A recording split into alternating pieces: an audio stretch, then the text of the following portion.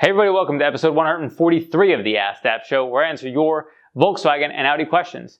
On this episode, we talk about sending 100% of the power to the rear of a Haldex car, combining two salvage title cars together to make one, and reliability of tuned cars.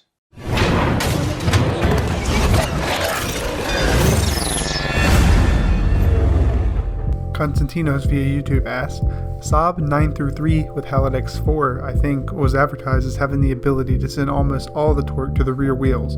Knowing how Haldex works, I asked a few forums how that was technically possible. I never got an answer.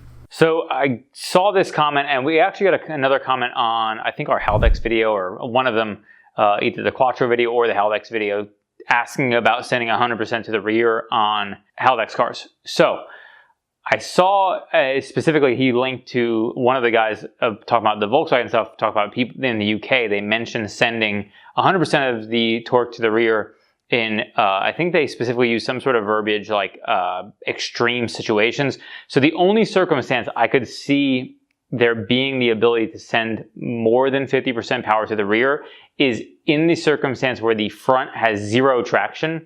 So what they may do in the circumstance where the front wheels have zero traction, let's say they're on ice, and the rear wheels have traction. So what they would do is lock the front brakes on the vehicle and then send the power to the rear. Now, I don't know, I'm not 100% sure if, based on how the differential design is on those, if that's even possible.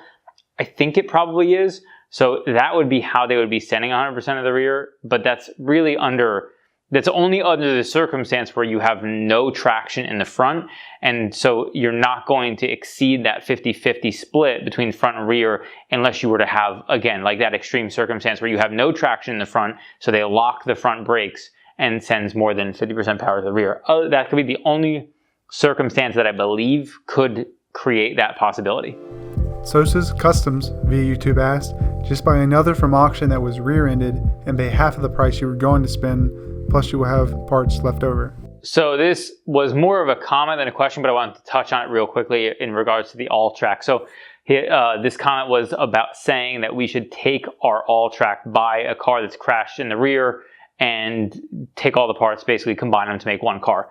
It's not a terrible idea in the sense that if we were, and frankly, we could take almost any car crashed in the rear, because anything like a all-track would be ideal, but you could even use a Golf or a GTI or a Golf R, although Golf R is being much more expensive, and then use those front-end parts and put them onto that all-track. You would have a little bit of complication around the bumper components and stuff like that because of the wheel arches, but that is a possibility.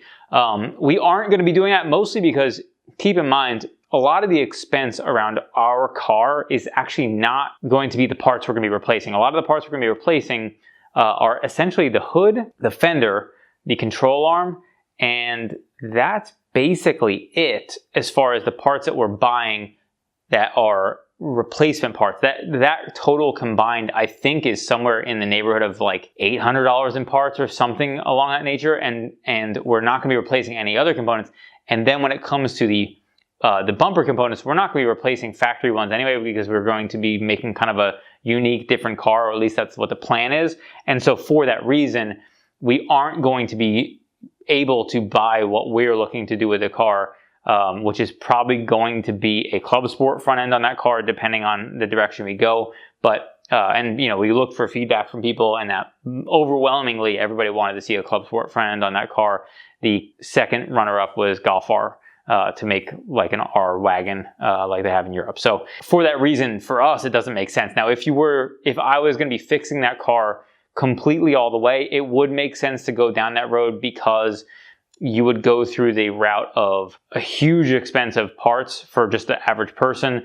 Obviously, we have access to parts at great pricing, but it still doesn't even offset used parts oftentimes. And like you mentioned, you still have a car that you could strip and sell any components that are used off of that after the fact, and then maybe just go get the car crushed afterwards. So it certainly makes sense depending on what you're trying to do with the car. Andre Parker via YouTube asked, I have a 2013 Volkswagen CC that has a trans leak coming from the trans housing, and I'm being told that it can't be resealed because, quote, VW doesn't do that. I'm just checking to see how true that is. Okay, so I suspect you probably have a DSG transmission. So DSG transmissions, I don't think have any components that are available internally at all, with the exception of the mechatronics unit. So the casing stuff is not intended to be separated. Now, with that said, people upgrade stuff on those transmissions, and if it was my car, I would certainly go down the road of trying to open the case and reseal it before buying a new transmission. Now, everybody's going to be different in that circumstance, and if you're paying somebody labor, it might make sense to buy a used transmission over potentially paying labor more than one time if it can't get the case to seal perfectly. The fact that it's not intended to be serviced, I don't know if it's necessarily the fact that it's never in the way the parts are engineered are not intended to be serviced, or the fact that, which is more likely what I suspect, is they don't intend on replacing any of the parts internally, so they don't have official procedures or repair information around opening the case and closing it back up again. So for that reason, I suspect that's probably why they're going to tell you that there's no official procedure for resealing it. It's not that it's impossible to do, it's more that it is something that wouldn't be done under normal circumstances. If you were to have it leaking, like you said, I would certainly try to go down the road of resealing the case before buying a transmission. But the choice between paying for labor and then taking that risk of, if it leaks, it's going to be a tough sell to know 100%, because maybe they never intended for the case to be split open and resealed in the first place. So hopefully that helps at least offer some insight. But again, if it was my car, I would certainly try to reseal the case first. Turtle via YouTube asked, Noob here, is there any risk of damaging your car by doing one of these upgrades? What is the impact on reliability and maintenance? For anybody new to tuning, we periodically get questions like this, but I like to try to answer them just to keep it fresh for anybody who's new to things like this. Tuning on cars will push a little more power out of them. Does it have any long-term effects on reliability? It doesn't really. There are some theories that could say, you could make the argument that it has a long-term effect on a turbo if you're cranking up the power, or potentially the supercharger. Both of those are possibilities, although from my experience, the long-term effects are not something that is going to be widespread or something that you see. So it's not like, I know for sure if I take my car, let's say our all-track that we're going to be doing stuff with, and we tune it, it will take the turbo life from, let's say, 90,000 miles to 60,000 miles. That's not actually how it works. There's a lot of factors that go into any longevity of components like that, which include things like maintenance, repair, how you drive the car. If the 20-year-old version of me was driving a modified car versus the now old 35-year-old version of me, the likelihood that the car gets destroyed when I'm 20 is going to be significantly higher, because I'm going to drive like an asshole more often. So that's just the general gist of how I feel about modifying cars in general. If you maintain them, if you're not driving like a maniac all the time, modifying your car isn't a big deal.